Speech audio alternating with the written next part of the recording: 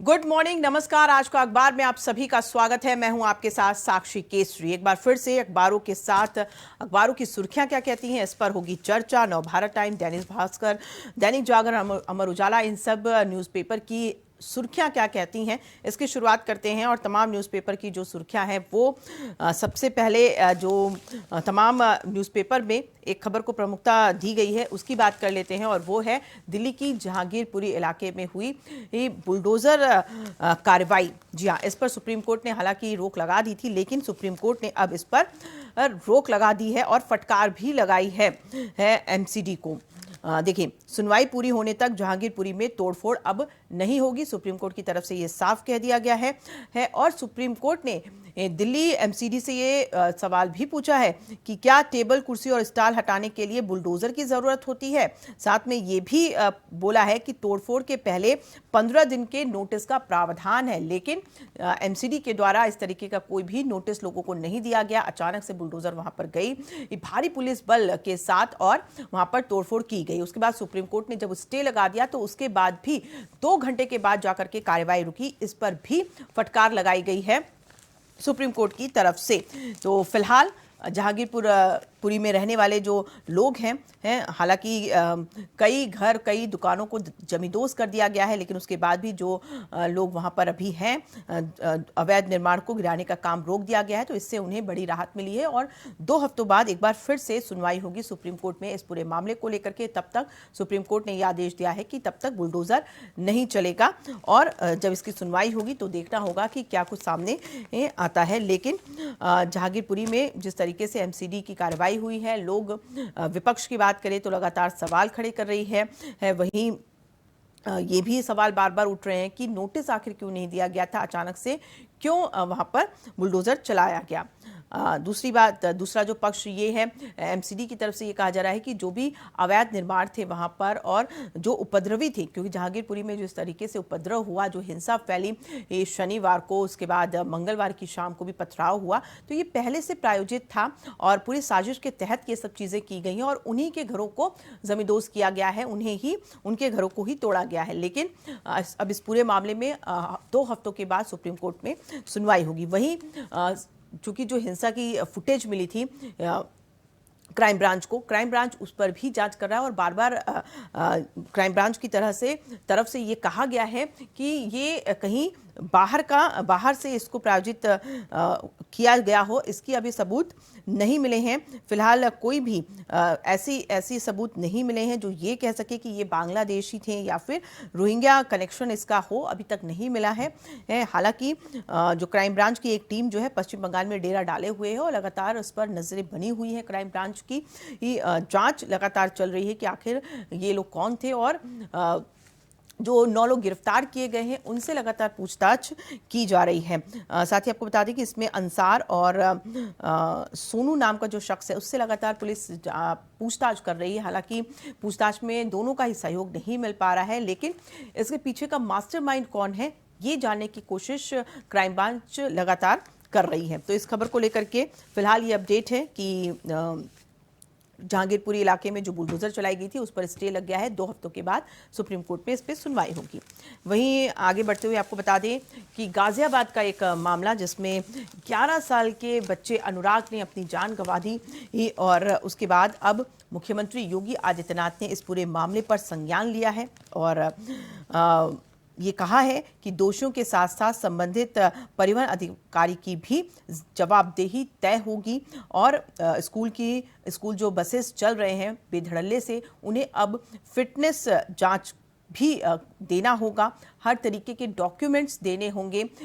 कोई भी अवैध तरीके से बसों को नहीं चलाएगा, क्योंकि ऐसे कई मामले देखे गए हैं। तो अब सख्ती के साथ मुख्यमंत्री योगी आदित्यनाथ ने इसके निर्देश दे दिए हैं और साथ ही ये भी आदेश दिया है कि स्कूल प्रबंधन को भी इस पे जवाबदेही देनी होगी जिस तरीके से ये घटना हुई है। हालांकि एक बार फिर से आपको रूबरू करा देते हैं कि गाजियाबाद के मोदी नगर इलाके में एक 11 वर्षीय बच्चा अनुराग जब स्कूल जा रहा था तो जब स्कूल गया वो, और जब स्कूल से घर दोपहर के समय लौट रहा था तो लगभग दोपहर 2 बजे की ये घटना बताई जा रही है। अचानक से उसे वॉमिट सा फील हुआ और बस के बाहर उसने अपना सर निकाला वॉमिट करने के लिए, लेकिन तभी एक लोहे का रॉड आ गया और चूंकि तेज रफ्तार में बस थी तो इस वजह से अचानक से उसके सर पर चोट लगी और गहरी चोट लगने की वजह से मौके पर ही उसकी मौत होगी। जिसके बाद अब परिजनों का ये कहना है कि उन्हें न्याय मिलनी चाहिए।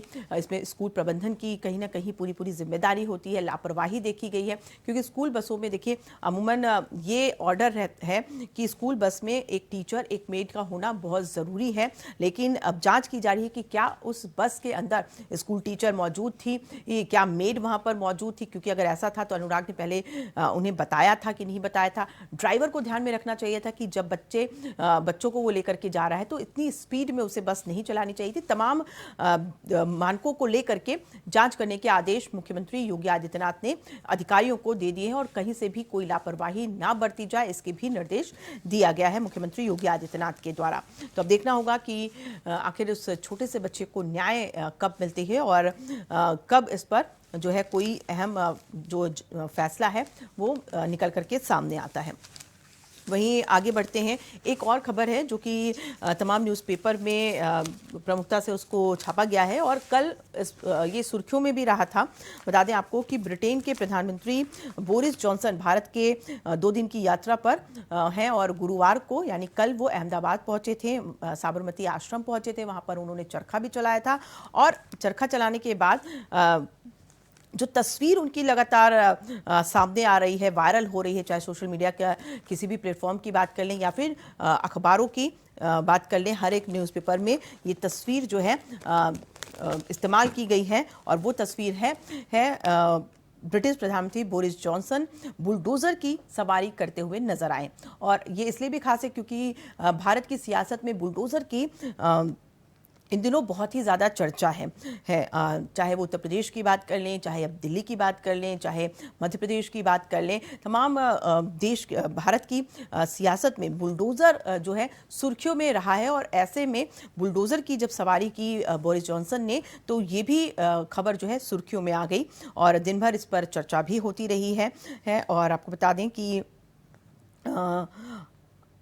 वडोदरा के पास हलोल औद्योगिक क्षेत्र में ब्रिटिश उपकरण निर्माता जेसीबी की फैक्ट्री का ब्रिटिश प्रधानमंत्री बोरिस जॉनसन ने दौरा किया था और उसी दौरान उन्होंने ये बुलडोजर की सवारी की थी, जिसकी तस्वीर अब लगातार वायरल हो रही है और चर्चाओं में भी बोरिस जॉनसन ने। और आज उनके भारत दौरे का दूसरा दिन है और शुक्रवार यानी आज के दिन प्रधानमंत्री नरेंद्र मोदी से उनकी मुलाकात होगी और ये कयास लगाए जा रहे हैं कि भारत और ब्रिटेन के बीच 100 अरब का करार संभव हो सकता है। एक अच्छा व्यापारिक संबंध भारत और ब्रिटेन के बीच है और चूंकि ब्रिटेन के प्रधानमंत्री खुद भारत के दौरे पर आए हैं तो ऐसे में उम्मीद जो है वो बढ़ गई है और ये खबर जो है सामने आ रही है कि 100 अरब का करार जो है संभव हो सकता है दोनों ही देशों के बीच। आज चूंकि बोरिस जॉनसन जो है प्रधानमंत्री नरेंद्र मोदी से मुलाकात करेंगे। वहीं आपको एक खबर से और रूबरू करा देते हैं। कल चूंकि आपको बता दें कि गुरु तेग बहादुर के 400वां प्रकाश पर्व था और उस मौके पर प्रधानमंत्री नरेंद्र मोदी लाल किले से उन्होंने देश को संबोधित किया इस खास अवसर पर। और उन्होंने अपने संबोधन में कहा कि भारत सिर्फ भूमि नहीं है बल्कि परंपरा है। हर एक धर्म के लोग, हर जाति के लोग इकट्ठा एक साथ भारत में रहते हैं और इस बात का पूरा ख्याल रखा जाता है। देखिए ये तस्वीर भी हर एक अखबारों की सुर्खियों में है और उन्होंने अपने संबोधन में ये भी देश और दुनिया को संदेश दिया कि भारत एकता पे विश्वास रखता है, भारत शांति में विश्वास रखता है और भारत जो है पहले से अब ज़्यादा विकासशील हो चुका है और भारत की भूमि जो है ऋषि मुनियों ने इस देश को सींचा है। तो तमाम धार्मिक पॉइंट ऑफ व्यू से प्रधानमंत्री ने अपनी बात रखी। वहीं कल आपको बता दें कि सिविल सर्विस डे का मौका था, जिस पर प्रधानमंत्री नरेंद्र मोदी ने अफसरों को सम्मानित किया उनके उत्कृष्ट कार्यों को देखते हुए, जिसमें उत्तर प्रदेश के भी कई आईएएस अफसर शामिल हुए, उनको सम्मानित किया गया। और इस मौके पर प्रधानमंत्री नरेंद्र मोदी ने सभी अफसरों की हौसला अफजाई की और साथ में उनकी तारीफ भी की। ये कहा कि ये जो सिविल सर्विस के लोग हैं, उनकी वजह से ही देश का जो प्रशासनिक ढांचा है वो मजबूत हो चुका है। और आगे भी उन्होंने अफसरों को ये कहा कि इसी तरीके से कर्मठता के साथ काम करते रहेंगे तो देश की जो प्रशासनिक अमला है वो और मजबूत होगा। चलिए, इस बीच एक और खबर है जो जिसे आपको रूबरू करा दे। गर्मी से लोगों को राहत मिली गुरुवार को। हालांकि पूरे अप्रैल की अगर बात करें तो सबसे ज़्यादा राहत भरा वाला दिन गुरुवार का रहा है। दिल्ली एनसीआर के कई इलाकों में कम गर्मी के बावजूद धूल भरी तेज़ हवाओं ने लोगों को थोड़ा परेशान किया, लेकिन चूंकि लू नहीं चल रही थी, हवा भी थोड़ी शुष्क थी, तो ऐसे में लोगों को राहत मिली गर्मी से। और तापमान 6 डिग्री से सामान्य से 6 डिग्री से कम था, तो लोगों को गर्मी से राहत मिली है। लेकिन मौसम विभाग की माने तो अप्रैल के आखिरी हफ्ते में एक बार फिर से लू चलने की संभावना है और लोगों को एक बार फिर से इससे दो चार होना पड़ेगा। वहीं एक राहत भरी खबर आपको बता देते हैं, चूँकि लगातार हम देख रहे हैं कि कोविड के मामले बढ़ते जा रहे हैं। बता दें आपको कि 9 राज्यों के 36 जिलों में कोरोना के केस बढ़े हैं और इस बीच बच्चों में कोरोना संक्रमण ज़्यादा पाया गया है। दिल्ली एनसीआर की अगर बात कर लें तो दिल्ली के स्कूलों में, और एनसीआर रीजन की अगर बात कर लें तो गाजियाबाद हो, नोएडा हो, गौतम बुद्ध नगर हो, यहाँ पर स्कूलों में बच्चे संक्रमित पाए जा रहे हैं। हालांकि ये बहुत खतरनाक अभी फिलहाल नहीं है, बच्चे अगर इन्फ्लुएंट भी हो रहे हैं तो 3 से 4 दिनों में वो ठीक भी हो जा रहे हैं। लेकिन इस बीच देखिए, राहत भरी बात ये आई है कि 5 से 11 साल के बच्चों को कॉर्बेवैक्स टीका जल्द दिया जाएगा और इसके लिए एक्सपर्ट कमेटी को मंजूरी मिली है। सिर्फ ऐलान होना बाकी है, यानी काम तेजी से हो रहा है। देखिए, 12 से 18 साल के बच्चों के लिए वैक्सीनेशन आ चुका है, लग भी रहा है और ये भी आदेश दिया गया है, चाहे वो केंद्र सरकार हो चाहे राज्य सरकारें हों, उन्होंने आदेश दिया है कि जल्द से जल्द 12 से 18 वर्ष के बच्चों को वैक्सीनेटेड किया जाए। तो वहीं माता पिता की ये चिंता थी कि जो उनके बच्चे छोटे बच्चे हैं उनके लिए क्या जो है वैक्सीन आएगा, कब आएगा और कौन सा वो वैक्सीन होगा, कब उन्हें लगेगा, क्योंकि जो बच्चे स्कूल जा रहे हैं तो माता पिता ये चाहते हैं कि उन्हें भी एक सुरक्षा कवच वैक्सीन के रूप में दी जाए। तो देखिए, ये राहत भरी खबर है कि अब 5 से 11 साल के बच्चों को टीका जो है वो जल्द मिल देगा और टीके का नाम है कॉर्बेवैक्स। इसके लिए ये मंजूरी भी मिल गई है, अब ऐलान होना बाकी है, आगे का प्रोसेस जो है वो धीरे धीरे किया जाएगा। तो ये तमाम खबरें हैं जिससे आपको हमने रूबरू कराया, और भी जो दिन भर की खबरें होंगी उससे भी हम आपको अपडेट कराते रहेंगे और इसके लिए आप इंडिया वॉइस पर बने रहिए। जो भी खबरें हैं उससे आपको अपडेट हम करते रहेंगे। फिलहाल आज के अखबार से मुझे दीजिए इजाज़त, कल फिर हाजिर होंगे अखबारों की सुर्खियां लेकर के। नमस्कार।